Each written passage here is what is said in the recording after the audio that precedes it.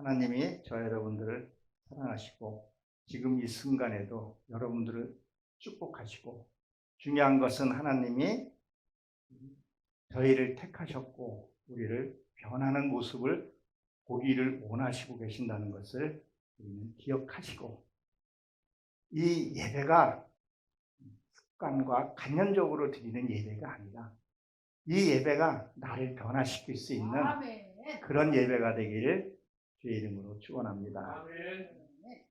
신년에 이런 말씀을 주제를 가지고 많이 예배드리곤 합니다. 근데 이것이 또 제가 보는 이 성경은 어떠한 건가? 그래서 성경을, 목사님들이 성경을 보면서 성경을 본문을 정할 때에 기도들 많이 우리가 하잖아요. 하고, 그리고 이 본문의 내용, 앞뒤, 문맥 다 살펴봐야 되겠죠.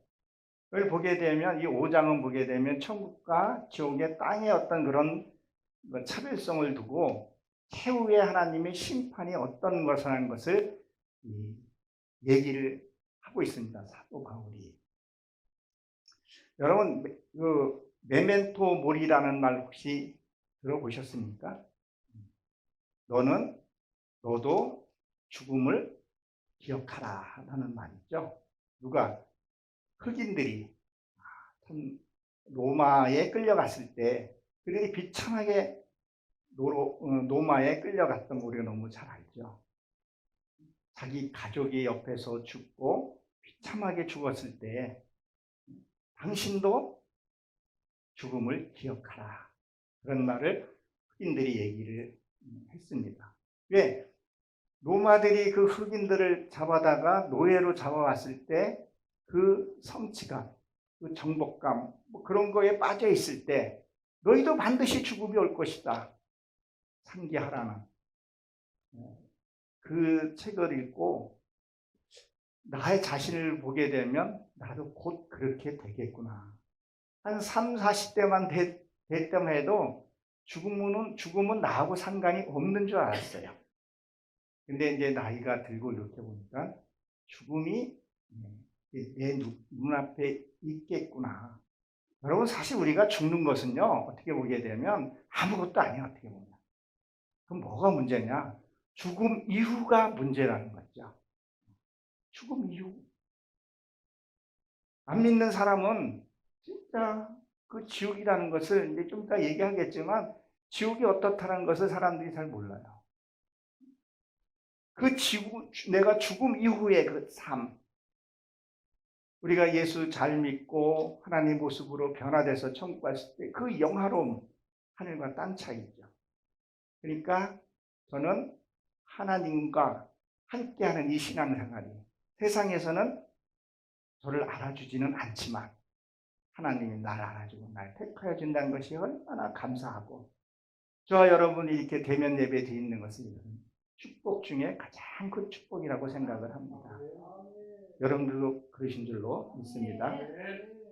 오늘 본문을 보게 되면 그런 중 누구든지 그리스도 안에 있으면 새로운 피조물이라. 이전 것은 지나갔으니 보라 새 것이 되었도다, 이렇게 기록이 되어 있죠. 그러면 무슨 얘기예요? 우리가 예수를 믿고 성부와 성령의 이름으로 침례를 받던, 물세례를 받던, 그걸 해서 변했냐? 우리 그거만 변했다고 생각을 할 수 있어요. 그건 축복이죠. 구원은 하나님의 선물이지만 그리스도의 분량을 올라가는 것은 어떻게 해야 돼요? 내 믿음과 희생과, 목사님이 말씀하셨던 그 말씀같이 내가 해야 할 일은 반드시 내가 해야 되는 부분을 못하고 있는 부분들이 있다는 거죠. 그러니까 내가 예수를 믿었으면 어떻게 되느냐는 거예요. 그러니까 그 전에 내가 예수 믿기 전의 삶, 종교 행위했던 그 삶, 그 삶에서 새로운 피조물이라는 것은 무엇을 말하냐? 새롭게 변했다. 그러니까 예수를 믿으면 새롭게 변해야 된다는 거죠. 그것이 우리가 하나님이 자연 속에서 보여진, 우리 자연 속에서 사랑 관계 속에서 우리가 많이 깨닫잖아요. 그 중에서 우리가 번데기가 나비 되는 과정을 한번 보십시오. 여러분, 번데기는 어때요? 나비 되기 과정이 송충이 때 그 속에 있을 때 나오는 과정. 그죠? 번데기에 있을 때는 사람들이 어떻게 보면 혐오스러울 수도 있고, 징그러워할 수도 있고, 또 여성들은 징그러워하잖아요. 근데 그러한 삶에서 그 좁은 데서 통과하고 나서, 통과하고 나서 나비의 모습으로 변하면 어때요? 꽃을 찾아다니면서 또 꽃에 그 씨앗을 옮겨주고 사람들에게 뭘 줘요? 아름다움을 선사하더라는 거죠.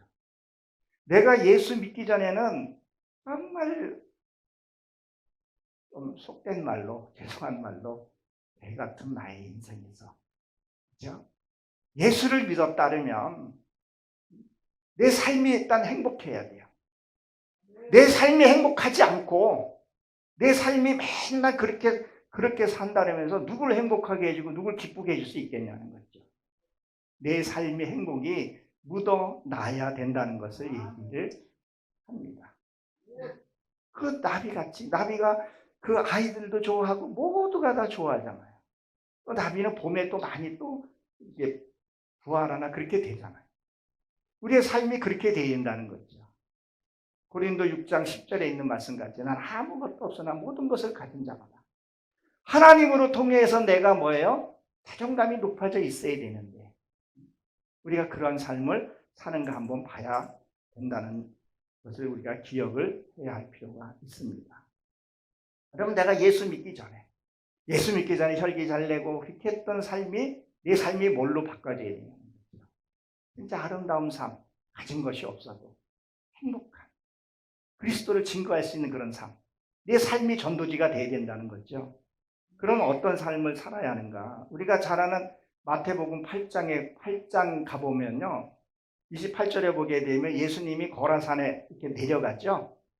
거라산에 내려가는데 귀신 들린 자를 이렇게 만나곤 합니다.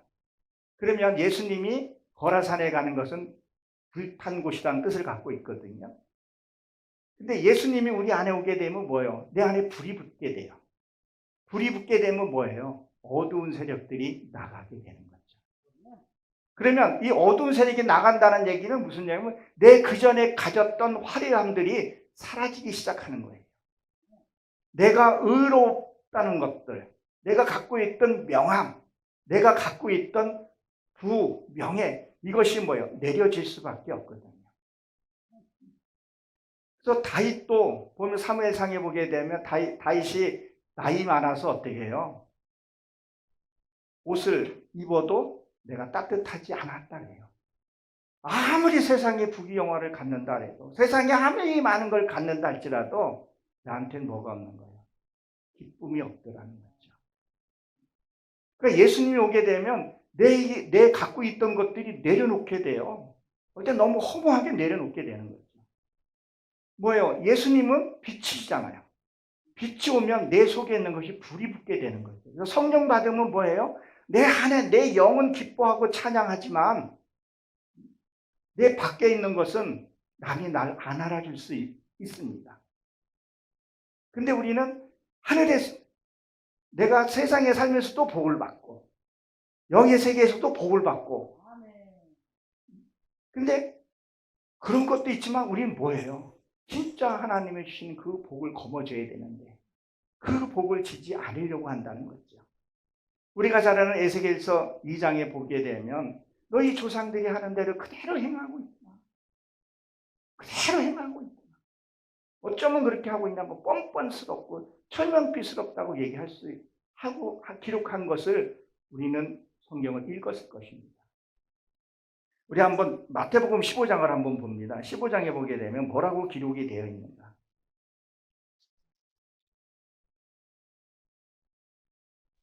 마태복음 15장 15장 1, 2절을 보게 되면요. 이렇게 기록이 되어 있죠. 다 같이 한번 읽어보도록 하겠습니다. 마태복음 15장 1, 2절. 그때 예수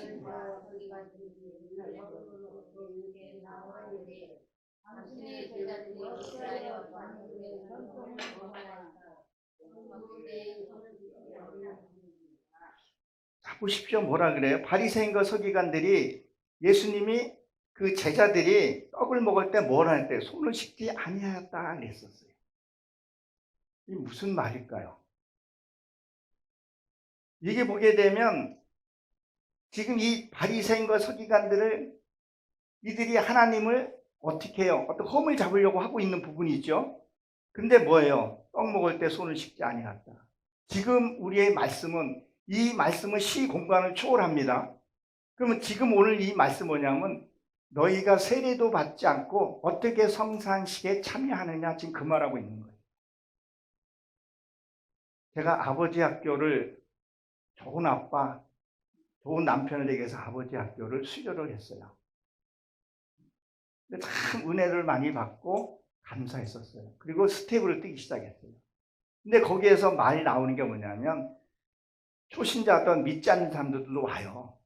그럼 이 세례를 하는데 세례를 이게 해야 되냐 안 해야 되냐 이 말이 많아서 그 나중에는 이 세례식을 안 했다래. 그 세례 그거를 안 했어요. 성찬식을 안 했어요. 저거 할 때만 해도 한참 스텝 때까지 했었는데 무엇을 말하래? 무슨 것을 말하고 있는 거예요? 교회의 교리에 먼저라는 거예요. 우리 신앙생활에서 보게 되면요. 하나님의 말씀이 이러한데 아니야. 교리가 먼저야.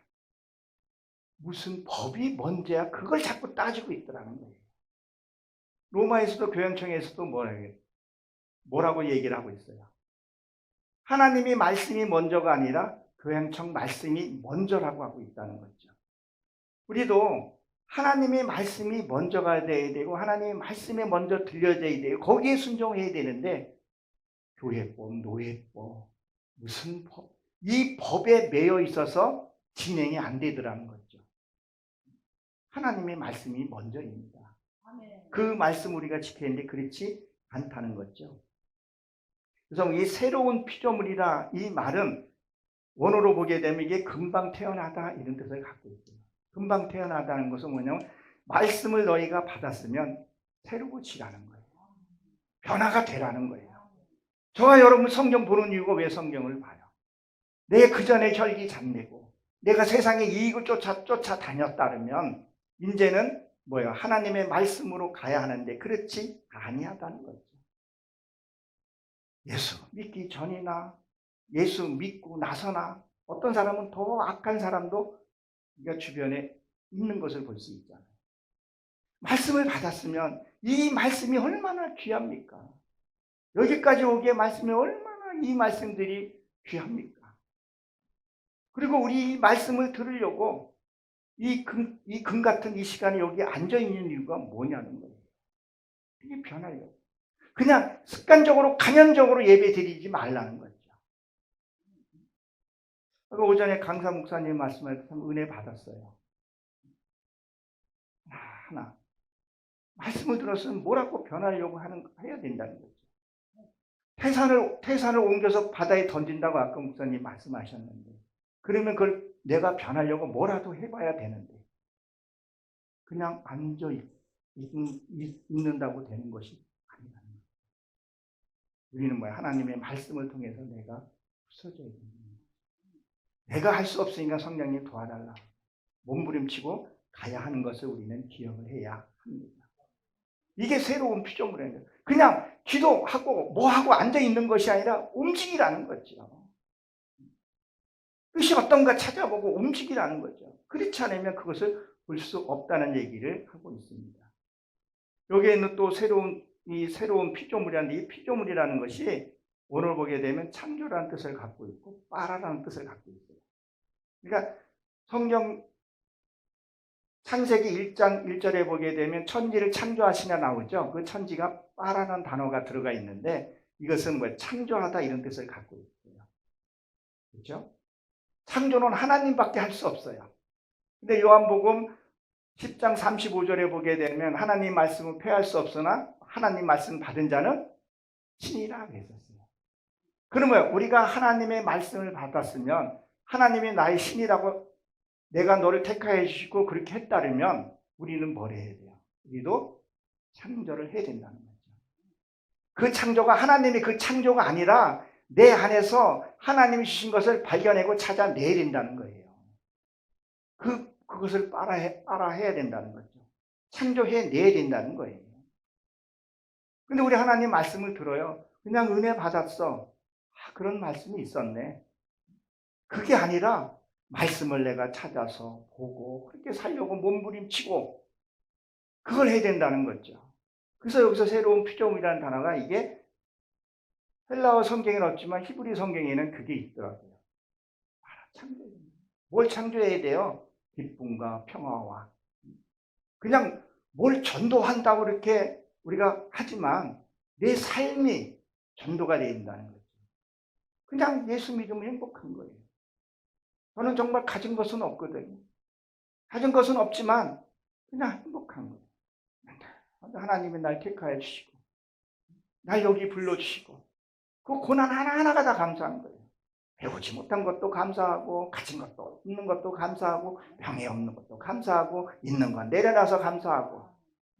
여러분 우리가 주님을 만나면 저 바닥에 내려가야 주님 만날 수 있어요. 우리 높은 꼭대기에서 하나님 못 만나요. 하나님 교만은 뭐야? 패망의 선봉이라 했잖아요. 밑에 낮아져야 그 세리같이 돼야 하나님을 만날 수 있어요. 명함 들고 다니고 교세 자랑하고 이게 되는 게 아니더라는 거예요. 가까이에서는 내 가족에게도 나 자신의 모습을 보여줘야 된다는 거죠. 그래서 이걸 창조를 해야 된다는 거. 그리고 내가 말씀을 받았으면 신이라 했으면 그 하나님과 동등한 계급은 될 수가 없죠. 내가 말씀을 받았으면 신이라고 할 거. 하나님 그렇게 인정을 해 주셨는데 우리는 어떤 삶을 사냐는 거예요. 실질적으로 지금 기독교 인구가 눈에 띄게 지금 빠져나가고 있잖아요. 사실 코로나 핑계대지만 진짜 우리가 신실하게 뿌리를 내렸다면 더한 것도 우리가 이겨낼 수 있단 말이에요. 우리가 교회가 어떻게 우리 교회가 지금 여기까지 왔어요? 핍박이 있으면 있을수록 교회는 부흥이 됐었단 말이에요. 근데 코로나 조금 핍박이 있다 그래가지고 문 닫고 했던 교회들이 얼마나 많아요. 온라인 예배 드린다고. 아까 목사님이 얘기했지만 꼭 필요하신 분들은 온라인 유튜브를 해서 은혜 받을 사람 그렇게 받아야 하지만 이 신앙이라는 것은 목숨을 내놓고 하는 거예요. 여러분들 여기 지금 앉아있는 것도 목숨을 내놓고 앉아 있어야 된다는 거예요.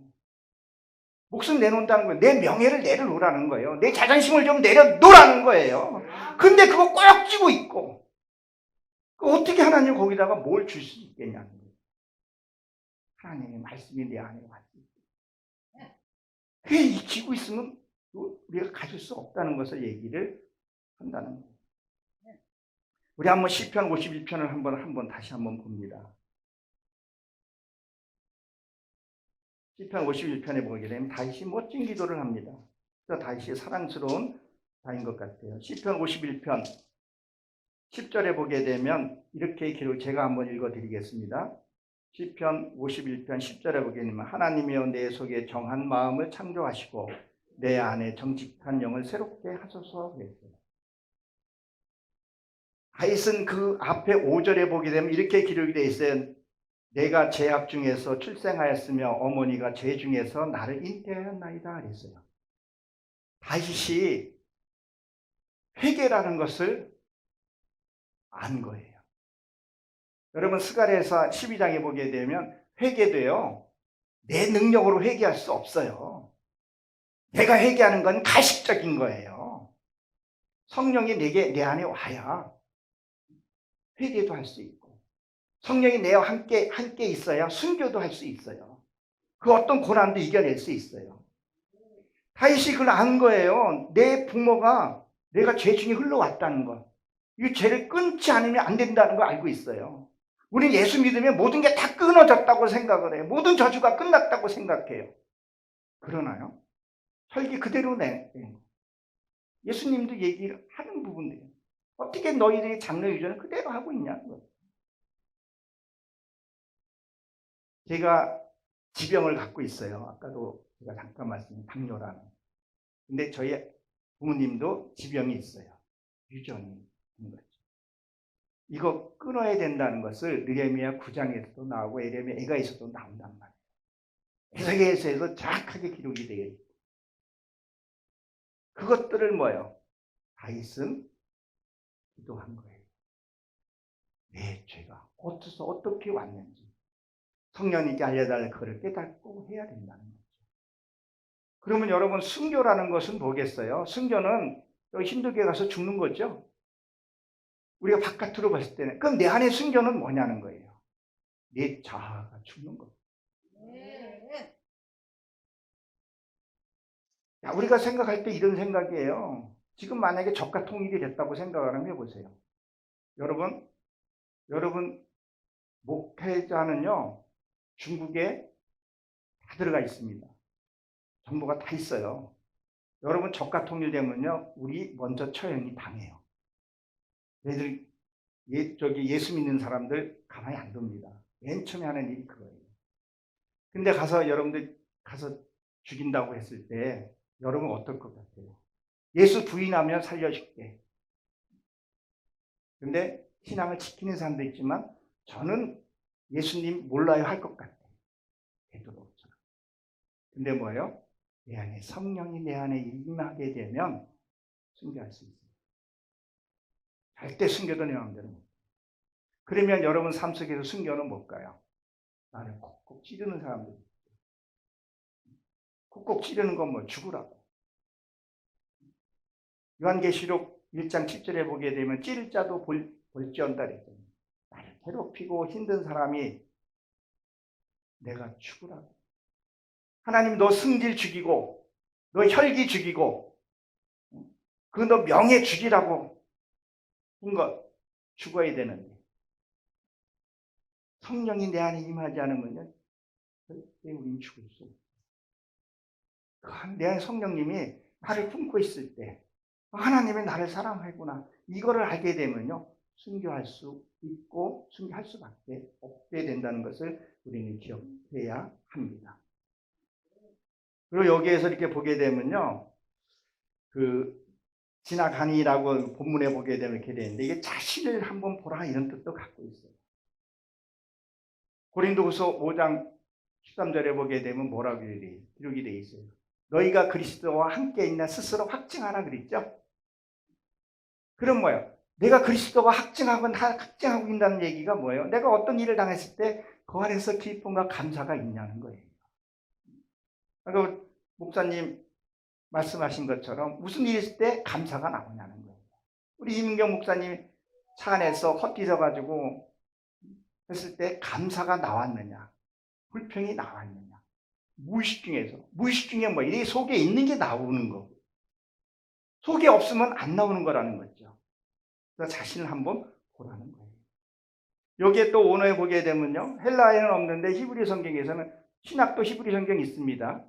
거기에 보게 되면 호레시라고 있어요. 그거를 달이라 그래요. 달.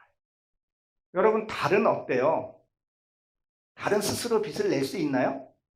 빛 못 내잖아요. 태양에서 빛을 받잖아요. 그러면 내가 하나님의 말씀을 받았으면 빛을 낼 수 있어야 돼요. 어두운 곳에 빛을 쓰면 내가 빛나야 된다는 거예요. 여러분 금은 뭐 초생 달 뭐 이런 거 있죠. 대기 일식도 있고 보게 되면 태양이 이게 달이 가리면 태양이 안 보이죠. 그러면 내가 하나님 앞에 앞선 것을 얘기한단 말이에요. 왜 자꾸 하나님 앞에 우리가 앞서가냐는 거예요. 하나님이 이끄는 대로 가면 되는데. 그리고 내가 말씀이 들으면서 이렇게 반하면 초생딸도 되고 이렇게 되는 내가 하나님 만나면 변해 가야 된다는 거예요. 근데 왜 안 변했냐는 거예요. 이 다른 가르쳐서 내가 새롭게 변하다 이런 뜻을 갖고 있어요. 그리고 수선하다 이런 뜻을 갖고 있습니다. 나를 내가 보고 뭐요? 수선이야. 우리 아까 목사님도 이제 뭐 저하고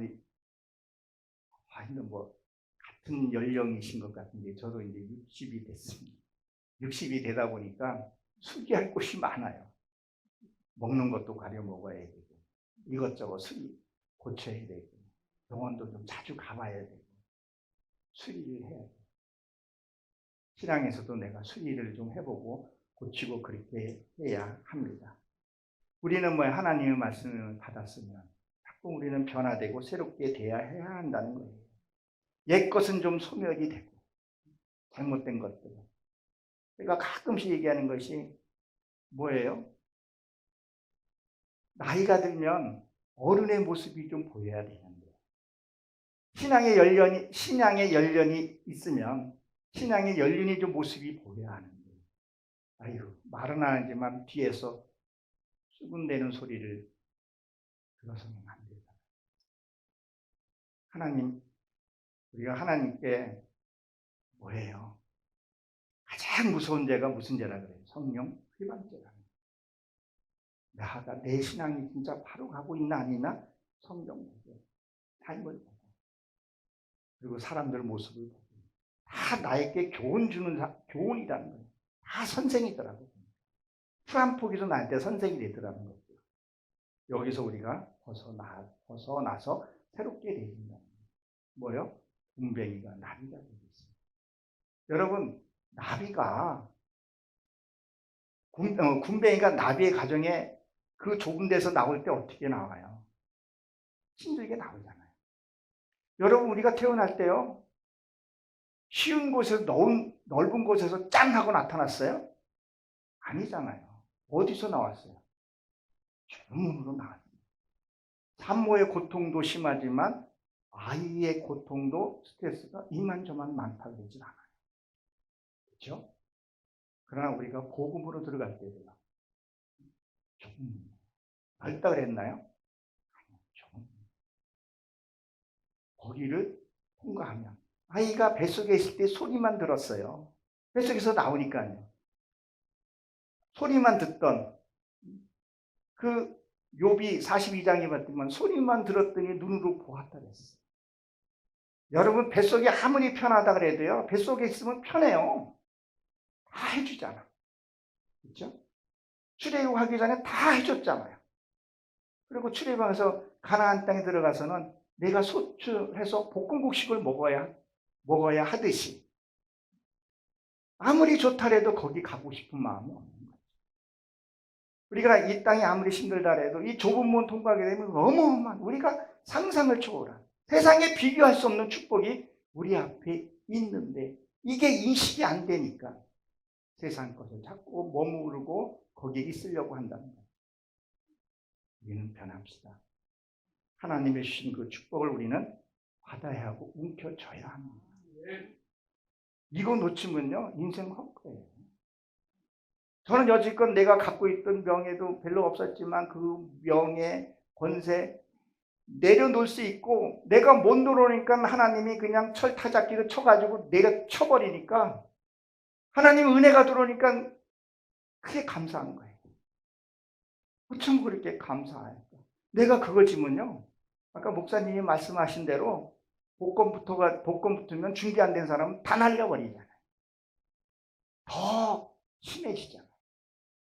그러나 준비가 되어 있고 한 사람은 그것을 아름답게 우리가 쓸 수 있고, 그리고 절대 이 땅에서 내가 행복을 누리지 못하고 이 땅에서 하나님의 그 영생의 것을 맛을 못 보면요, 천국 가도 헤매요. 우리가 하와이 가서 영어도 할 줄 알고 돈도 좀 있고 거기 가면 지인도 있으면 그 여행이 얼마나 즐겁겠어요. 돈도 없고 그냥 화물칸에 어떻게 그냥 끼려가지고 숨어서 그냥 밀양에서 가가지고 돈도 없고 한 지인도 없고 그러면 얼마나 그게 여행이겠어요? 천국도 그와 같다는 거죠. 저는 이것을 언제 알았냐면요, 우리 아들이 천국 가면서 이런 얘기 하더라고요. 근데 우리 사모가 그때나 저나 하나님을 잘 몰랐어요. 근데 아이가 이제 소천하기 얼마 전에 이런 말 하더라고요. 엄마, 천국 갔더니 그때 소리를 알아들을 수가 없다는 거예요. 그러니까 우리 사모가, 그러니까 아이의 엄마가 왜 못 알아들어 그러니까 알아들을 수 없대요. 우리 사모가 어서 들었는지 회개하고 가면 돼, 그런 말을 해줬다는 거예요. 근데 우리 아들이 싫어하는 애가 하나 있어. 자기 괴롭힌 애가. 근데 그 친구를 용서해 주고 나니까 천국의 말을 들려지고 듣게 되고 너무 재밌게 놀다 왔다. 그러니까 회개가 안 되고 그러게 되면요, 구원은 받아요. 천국은 못 갑니다. 이 구원하고 천국이 사람들이 참 많이 헷갈려 하는데, 제가 늘 강조하는 건데, 구원하고 천국은 다릅니다. 그래서 회개라는 것이 어떤 것인지 알게 됩니다. 세례 요한은 회개하라 하고 예수님이 회개하라는 건 달라요. 율법으로서 회개하는 거하고 복음의 회개하고는 다르다는 거죠. 그리고 18절에 보게 되면 이렇게 기록이 되어 있죠. 모든 것이 하나님께로 났으니 저가 그리스도로 말미암아 우리가 자기와 화목하게 하시고 또 우리와 화목하게 하는 것은 직책을 주셨나니 그랬어요. 여기에 보게 되면 히브리 원문으로 보게 되면 멤에트라는 단어가 있는데요. 에트라는 단어가 그러니까 알레프라 그러는데 알파의 오메가라 그러잖아요. 헬라어로는. 근데 히브리어는 에트라 그래요. 말씀을 내가 배워서 끝에는 내 십자가에서 죽는 거예요. 이 바깥에 보이는 그런 십자가가 아니라 내 안에 십자가를 가르쳐서 얘기해요. 뭘로요? 말씀을 통해서 내 자아가 철저하게 죽어요. 밑에 내려가서 그때 정말 만납니다. 제가 이 경험을 한 번 한 것을 말씀드리면, 하나님이 이렇게 현장 일을 가라 그럴 때가 있어요. 갔어요. 정말 그럴 때가 있어요. 갔는데 발파 작업을 하는데 올라가서 발파를 하게 되면 이제 뭐 돌조각 줍고 이렇게 이제 일을 해요. 그거를 하는데 예수님이 내가 그 현장에 있는 그 느낌이 들더라고요. 그 현장에 있는 느낌. 근데 보십시오. 내가 거기 건설 현장에 간 것은 다 없기 때문에, 궁핍했기 때문에 갈 수밖에 없는 상황이 돼서 간 거예요. 모든 걸, 자존심 다 내려놓고, 모든 걸 다 내려놓고, 그 간의 심정이 어떻겠어요? 눈물 났죠. 근데 가서 그걸 체험을 한 거예요. 예수님이 그 골고다 언덕에 나도 같이 있는 그 느낌이, 그 발파할 때 그 소리와 진동을 느끼는 것이 예수님이 채찍을 맞는 그 느낌이 들더라는 거예요. 그러니까 그 건설 현장에서 일하는 것이 너무 기쁘고 감사한 거예요. 그리고 일을 끝나고 와서 돈을 받았는데 임금을 받을 거 아니에요. 임금을 손에 다 끼고 오는데 뭔 느낌이 들겠어요? 내가 일을 끝나니까 품삯을 줬더라. 품삯. 내가 하나님 일을 잘 마치고 돌아가니 하나님 나에게 품삯을 준다는 거죠. 그것이 세상에 비교할 수 없는 품삯을 하나님 주신다고 저에게 언약을 했습니다. 우리는 변화해야 합니다. 그래서 이게 나간다는 것은 안에서 밖으로, 안에서 내 안에 이루어진 것이 밖으로 나가야 된다는 거예요. 말과 언어와 행동들이 밖으로 나가야 된다는 거죠. 그러니까 지금 뭐라고 얘기했냐면, 바울이 지금 뭐라고 얘기를 하고 있는 거예요? 화목하라는 거예요. 여기서 화목은 이 앞에 있는 화목하고 뒤에 있는 화목하고 같은 어근인데 파생어가 좀 달라요. 쓰여지는 표현이 좀 다릅니다. 근데 여기서 화목하라는 것은 교환하다, 사랑으로 바꾸시다, 이런 뜻을 갖고 있습니다. 우리는 뭐야? 사랑으로, 하나님의 사랑으로 교환해야 돼요. 우리는 따뜻한 사랑을 좀 많이 받아야 돼요.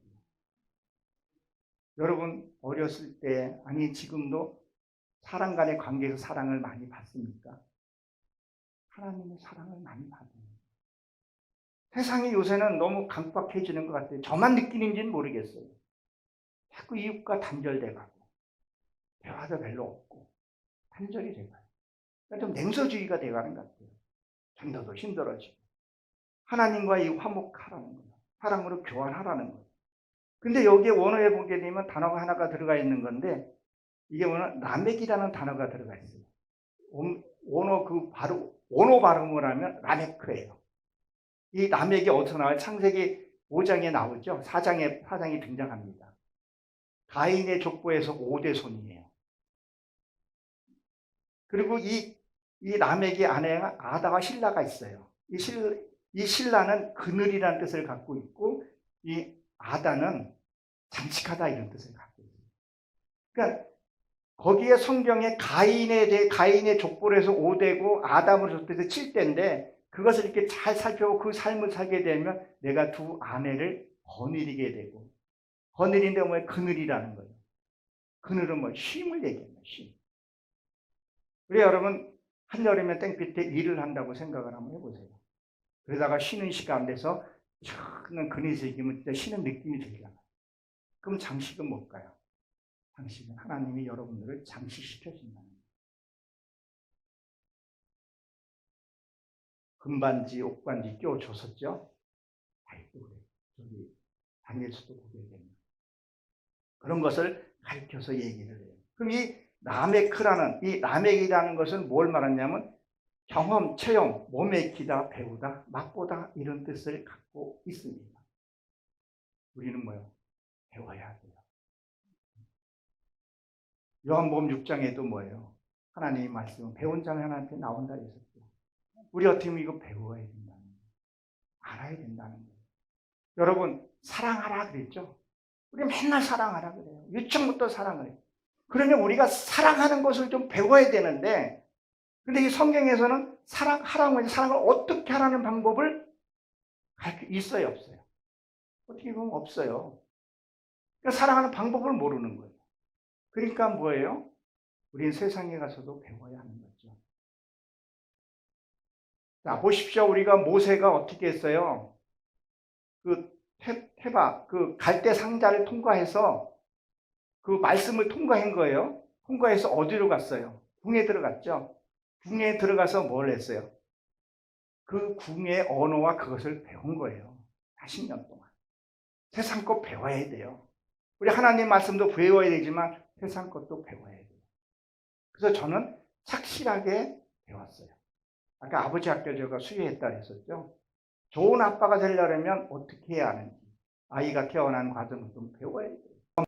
성장하는 과정, 내가 뭘 하는지, 아이가 잘못했을 때 잘못한 것을 야단을 쳐야 그 아이가 아빠가 날 사랑하는 걸 안다는 거예요.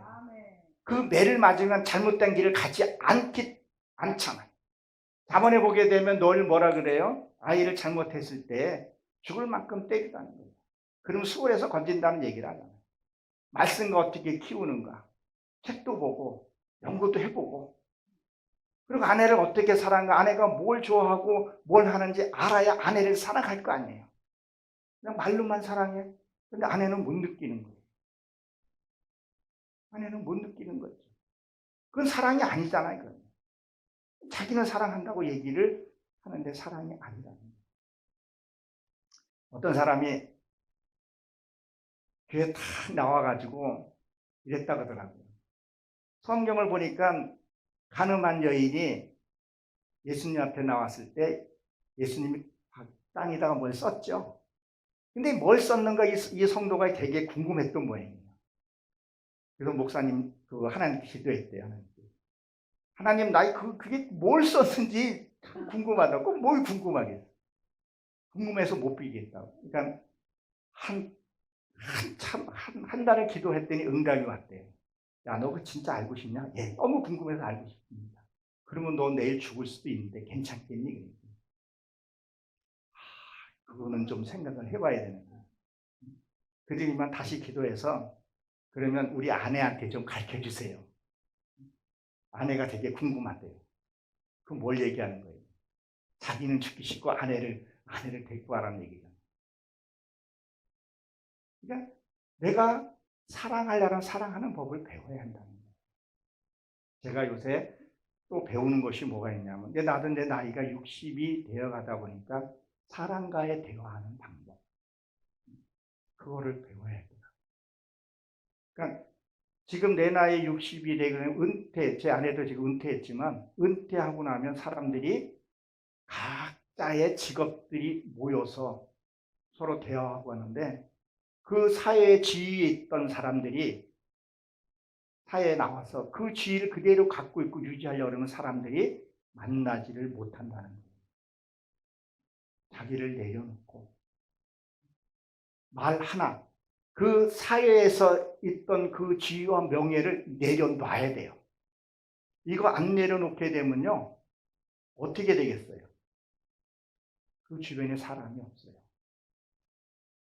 뭘 하면 잘 삐지고, 뭘 하면 자꾸 나가고. 왜 이걸 배워보지 않고 훈련하지 않았기 때문에 그렇다는 거예요. 우리 성경 많이 봐야 돼요. 그러나 세상이 어떻게 돌아가는가, 시대에 어떻게 돌아가든가 보고 배우고 훈련하고 연습을 해야 돼요. 그거 안 하면 안 돼요. 말씀만 보고 되는 거 아니잖아요.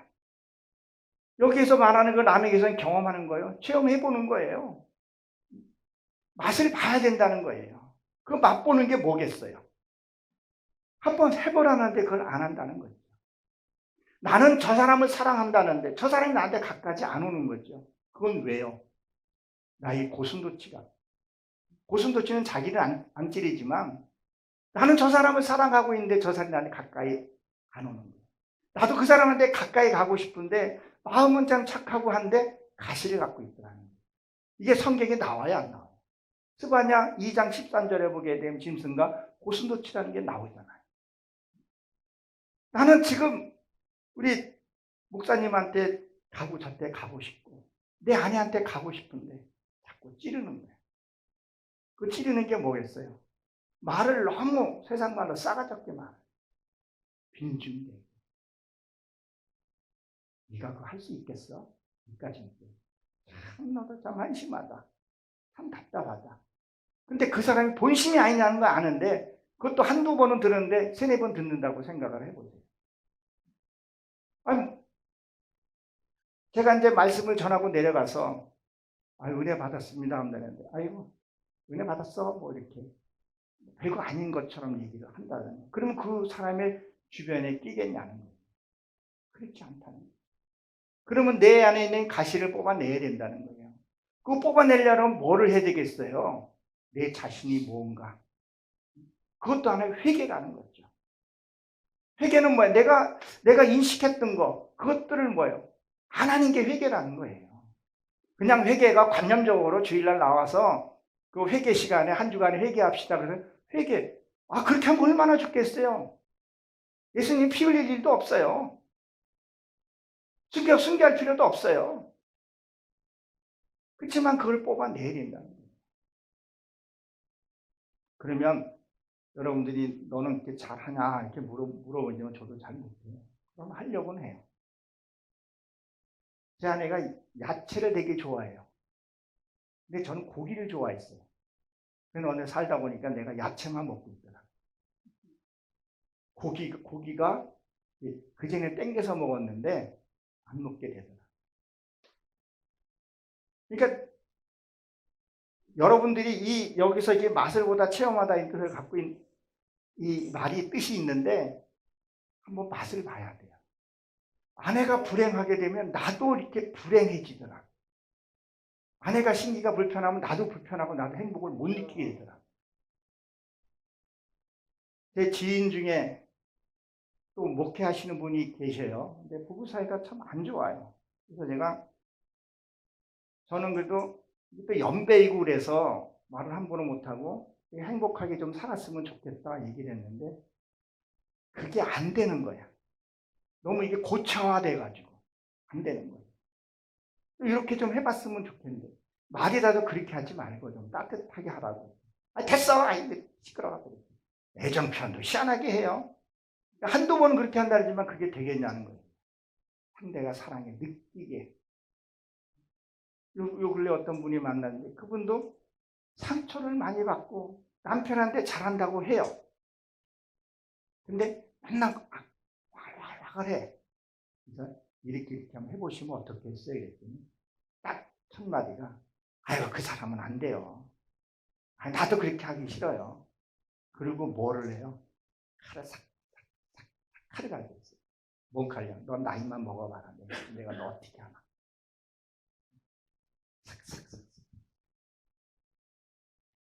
모르겠어요. 남자들은 안 그러는데 여자들은 이렇게 갖고 있더라. 칼을 이렇게 갈아서 나이 먹으면 내가 복수한다. 모르겠어요. 우리 여기 계신 분들은 그런 분은 안 계시겠지만 뭐라 그래? 너 나이만 먹어봐라. 내가 너 어떻게 하나. 저도 사실 집 나갈 때 좀 조심해요. 눈 번호키 바꿀까봐. 그래서 더 잘하려고 하기는 하지만 진짜 행복한 것을 한번 우리가 맛을 봐야 돼요. 느껴봐야 돼요. 아, 이게 행복이구나. 내 고기가, 내 이 모든 자존심이 그게 행복이라고 생각을 하고 그것을 억압했던 것들을 내려놓고 따뜻하게 품었더니 웃음꽃이 피더라고요. 그러니까 어느새 나도 모르게 웃음이 많아져요. 아이하고도 웃는 모습. 지금 우리 아이가 대학교 2학년이에요, 잠시인데. 근데 그 아이가 아직도 재력을 피워요. 그래서 신기해서 내가 카메라에다 담아놨어요. 너무 이렇게 우스꽝스러워서 쇼츠 영상에다 올리고 싶은데 올려놓지는 못하고. 이게 제가 자랑하는 것이 아니라 몸부림치고 그 맛을 보고 행복이 잡히더라는 거예요. 느껴지더라는 거예요. 자, 여러분, 행복하면 뭐예요? 건강하잖아요. 장수할 수 있잖아요. 모병 장수할 수 있잖아요. 제가 당뇨병 오래 가져도 늘 웃고 즐기고 양보해주고 사랑해주고. 사랑의 첫째는 희생이잖아요. 그걸 통해서 맛을 보고 그것을 체험해 보니까 아, 이게 훨씬 나은 거예요. 옛날에는 제가 예수 먹기 전에 제 아내를 자르제듯 했었어요. 돈 쓰는 거면. 예나 지금이나 돈 관리를 제가 조금 해요. 재정 관리를 제가 하고 있는데 자르제듯이 했었어요. 얼마나 피곤해. 서로가 피곤해. 근데 지금은 그냥 편안하게 서로 믿고 하니까 행복하니까 그냥 어디 가서 나를 내세울 필요가 없더라고요. 그 사람 말에서 다 묻어나거든요. 행동에서 묻어나거든요. 그렇다고 저가 다 된 거 아니에요. 저도 실수하고 잘못해요. 그러면서 성장해 간다는 거예요. 여러분, 행복하십시오. 여러분 가진 것이 그것이 무엇인지 행복하지 못하고 기뻐하지 못하고 감사하지 못한 것을 찾아내서 행복해야 됩니다. 이게 하나님이 기뻐하는 일이에요. 항상 기뻐하라, 범사에 감사하라. 그것이 하나님의 명령이에요. 오늘도 여기 보게 되면 두 번째 화목하라는 것은 이건 사랑으로 회복하라는 거예요. 이건 명령어로 되어 있어요. 명령어라는 거예요. 여러분, 행복하십시오. 행복한 게 있으면 행복하려면 여러분 가진 것이 내려놔야 돼요. 근심, 염려, 이게 소멸이 돼요. 그거를 찾아서 내가 내 자신 보는 게 힘들잖아요. 그걸 찾아서 내려놓으라는 거예요. 그래서 이 주셨다는 것은 무엇을 말하냐면 이게 나타인데요. 주다, 공급하다, 은사를 주다 이런 뜻을 갖고 있어요. 우리 은사 그러면 신의 은사 필요하죠. 그럼 은사를 하나님 우리에게 저와 여러분들에게 주신 은사가 뭐예요? 사랑의 은사, 말씀의 은사. 그걸로 상대를 회복시켜 주라는 거예요. 여러분 회복시켜주고 은사는 죽은 자도 살리기도 하고 그리고 다친 사람도 회복시켜 주죠. 그 신의 은사 가지신 분들이. 그러면 우리는 저나 여러분들은 그런 은사가 없으면 뭘로 해야 되겠어요? 여러분 혈기를 내요. 부부간에 싸움을 했어요. 내 이웃이든 지인이든 교우간이든. 그러면 그것이 죽은 거예요, 살한 거예요. 혈기 내고 미워하고 싫다는 건 그건 죽은 거예요. 거기에다가 뭘 해야 되겠어요? 하나님의 따뜻한 사랑으로 뭐를 해줘야 돼요? 회복시켜줘야 돼요. 이게 새로운 삶이라는 거예요. 이게 새로운 피조물이라는 거예요. 해가 바뀌어서 그 새로운 피조물이 아니라 완전히 내가 뭐예요? 의의 고초에서 나비로 변하듯이 그것이 변해야 한다는 거예요. 내 스스로도 봤을 때 내가 많이 변했구나. 내 스스로보다는 내 아내가 변했구나. 내 배우자가 변했구나. 이것을 느껴져야 된다는 거예요. 근데 예수를 많이 믿고 예배 드릴 때는 내 기쁘고 감사하고 문 열고 나가면서 아이고 이게 또 기름값이 올랐는데 이게 이렇게 돼서는 안 된다는 거죠. 정말 내가 스스로 그냥 뭐 의식해서 뭐 생각 짜내서 뭐 감사한 것이 아니라 그냥 감사한 거예요. 그냥 내가 숨 쉬고 있는 그 자체가 감사할 수 있어야 된다는 거예요. 여러분 어떤 남의 어떤 고통들을 내가 느끼면서 거기서 감사할 수 있어야 되는 거죠. 내가 그냥 뭐 감사한 것이 아니라 그냥 찾아서 뭐 이렇게 짜내서 감사가 아니라 그냥 감사한 거죠. 그냥 감사할 수 있어야 된다는 거죠. 이것이 뭐예요? 회복이 돼야 된다. 내가 낙심과 그것들이 뭐예요? 회복이 돼야 된다. 자, 여러분 어떤 우리가 한 A 구류와 B 구류가 있다고 한번 봅시다. 그럼 A 구류에서 막 싸우고 있어요.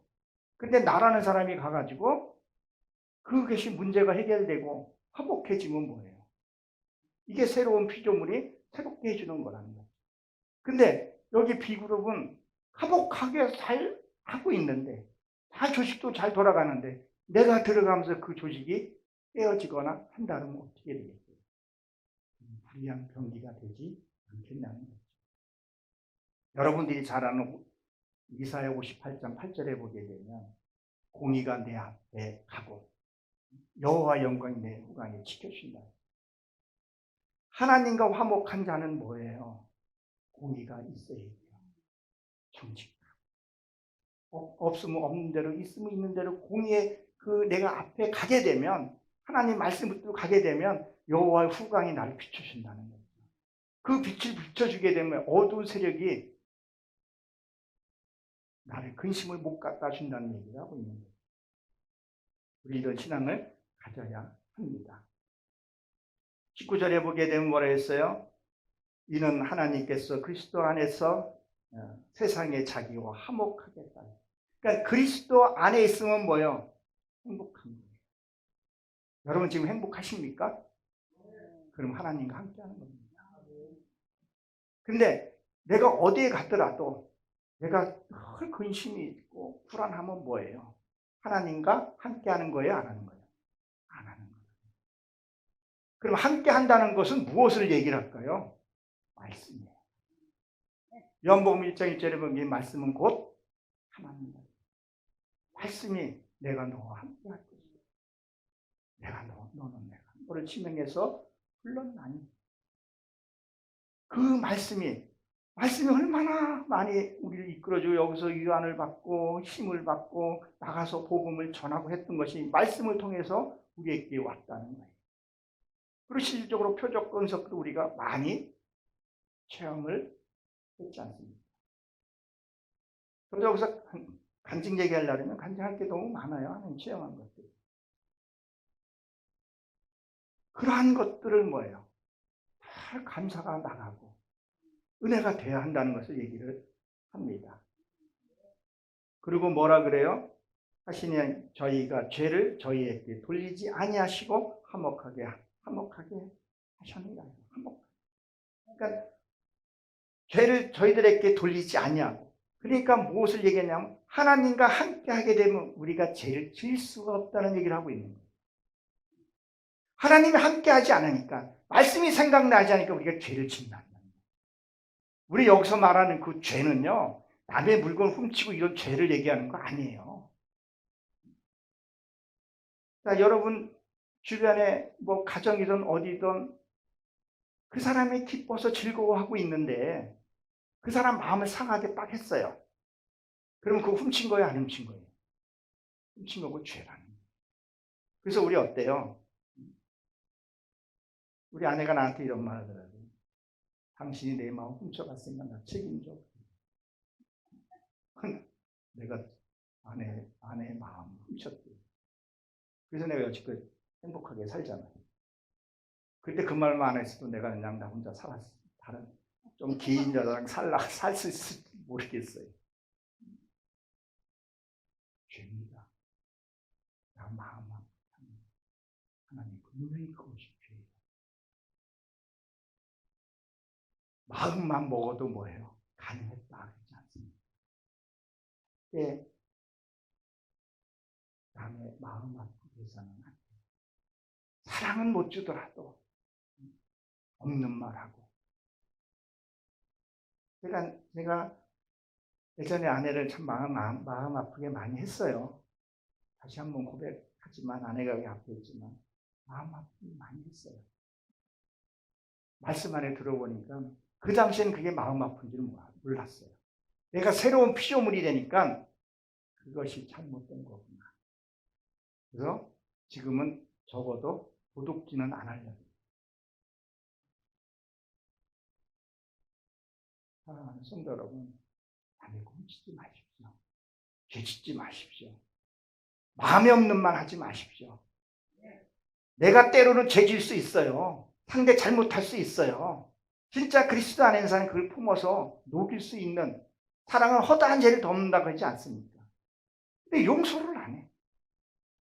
상대의 잘못을 보고 자기의 잘못을 보면요, 남을 탓할 수가 없는데, 나는 죄인이라고 말하면서 죄인이 뭐 이렇게 할 말이 많은지 모르겠어요. 나는 그리스도와 함께 죽었다고 말을 하면서도 갈라디아에서 보게 되면 나는 죽었다고 말하면서 죽은 게 아니에요. 혈기가 너무 무섭죠. 진짜 죄인은 할 말이 없는 거예요. 내가 남을 용서하지 않으면 나도 용서받을 길이 없어요. 요한계시록 1장 2장인가 보게 되면 거기서 보면 뭐라 그래요? 용서해 줄 기회를 주라고 얘기를 한단 말이에요. 그 용서해 주라는 게 뭐예요? 아니, 그 사람이 다퉜어요. 이 사람도 자기 주장이 있었고 난 내 주장이 있지 않겠어요? 그러면 가서 그 사람한테 내가 너 용서해 줄게. 그 사람이 그래 네 잘못 아니 다행이다 이렇게 얘기하나요? 아니라는 거죠. 그럼 우리는 뭘 하겠어요? 그래서 뭐 전화기도 있고 카톡도 있고 뭐 모두 있으니까 그냥 안보 어떻게 지내냐 그냥 한번 해주는 거죠. 그러면서 대화의 물꼬를 트면서 내가 잘못했다 그러면 그 사람이 끝까지는 그러겠어요? 나도 잘못했다. 그럼 뭐 용서가 해주게 되는 거죠. 거창하게 용서해 주는 것이 아니라 물론 잘못했다고 용서해 줘야 되지만 그런 관계 속에서 죄들을 회개해 가면서 이 죄가 회개하게 되면 어떤 일이 생기냐면 하나님의 말씀이 열려지기 시작을 하는 거죠. 깨달아지는 거죠. 지나가다가 풀 하나가 쓰러져 있는 것도 깨달음이 온다는 거예요. 성경이 다 비유적으로 얘기한 게 많잖아요. 아까 스가랴에서도 말한 2장에서 고슴도치, 짐승 다 나와요. 여우도 나오고 성경에 개도 나오잖아요. 다.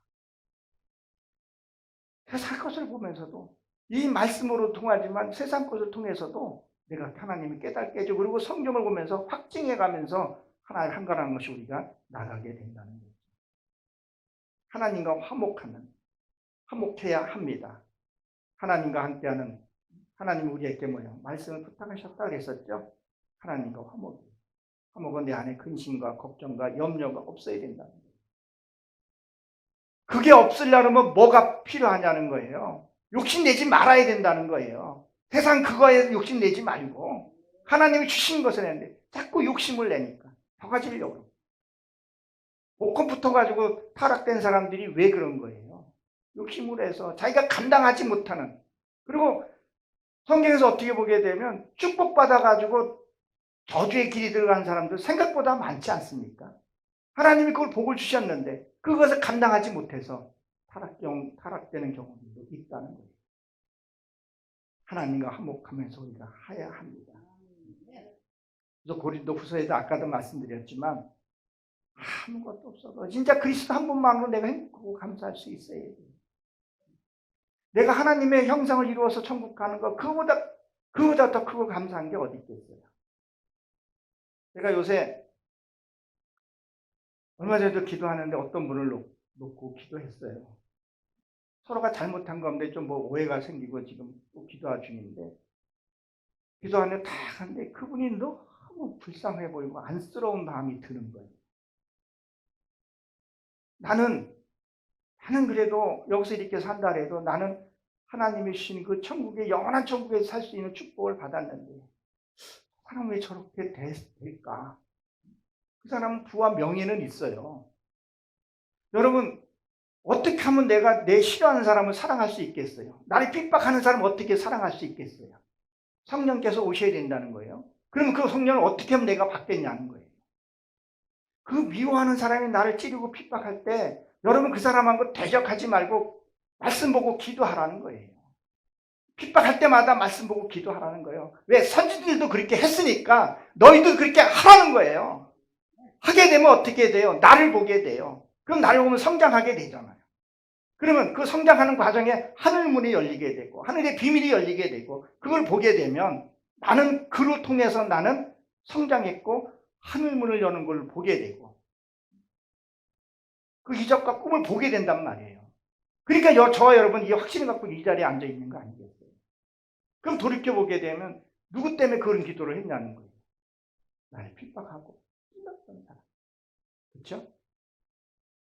그 사람이 불쌍해 보이는 거예요. 너무너무 불쌍한 거예요. 너무너무 안쓰러운 거예요.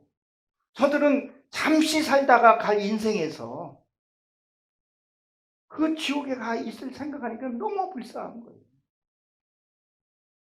나는 그를 통해서 나는 성령을 받게 됐어요. 여러분들도 그러한 신앙을 갖기를 주님으로 축원합니다. 그리고 뭐라 그랬죠? 20절에 보게 되면 하나님과 화목하라는 거예요. 하나님과 화목해야 된다는 거예요. 돈, 명예, 가지면 가질수록요 하나님과 멀리하는 경우가 많아요. 아까 우리 좀 전에 성함을 외우지를 못했는데 목사님 성함이 어떻게 돼요? 예, 김경준 목사님이 앞전에 설교하셨잖아요. 내가 무엇은 부를 누렸을 때 평상시에 내가 뭐예요?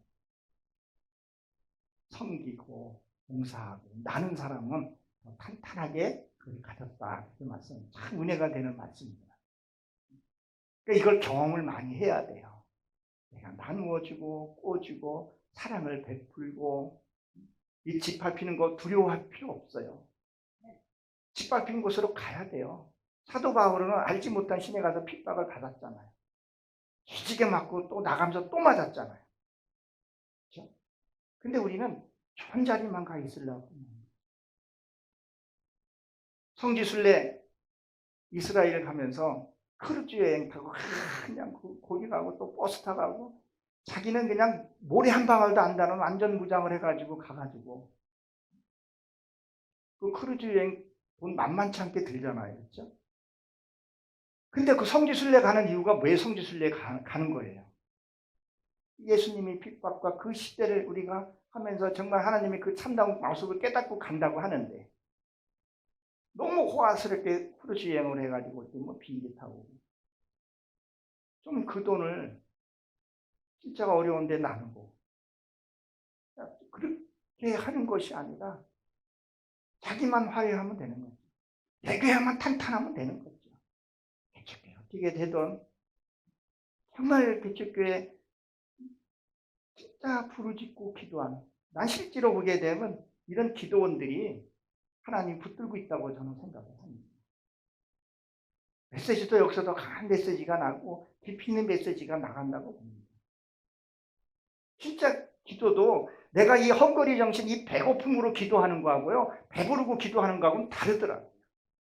절박한 가운데서 기도하는 거하고요 배불러서 기도하는 건 다르다고 봅니다. 성도들도 어떻게 보게 되면 다 돼 있는데 위에서 에어컨 쏘고 밑에서 에어컨 쏘고 의자도 얼마나 편한지 몰라요. 그런 데서 예배를 드리는 것이 실제로 그걸 전도를 받아본 적이 있어요. 우리 교회는 다 돼 있다. 뭐하러 개척교회를 그런 데서 하면 무너지는 느낌이 들더라고요. 신앙생활 너희를 부인하고 십자가 지라고 그러잖아요. 그 십자가가 쉬운 거예요. 그 십자가가 부족 아니에요. 십자가는 사형택이란 말이에요. 그 사형택은 나를 죽이는 거란 말이에요. 내 자아를 죽이고 내 의를 죽이고 그거를 죽여야 되는데 그거는 안 죽이고 내 의로 내 명함을 내세우서는 안 된다는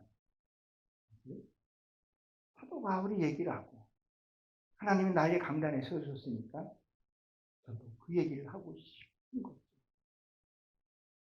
그리고 하나님 없이 영광을 우리가 한번 생각을 해봐야 합니다. 우리는 장차 비교할 수 없는 축복을 하나님이 예비해 두셨습니다.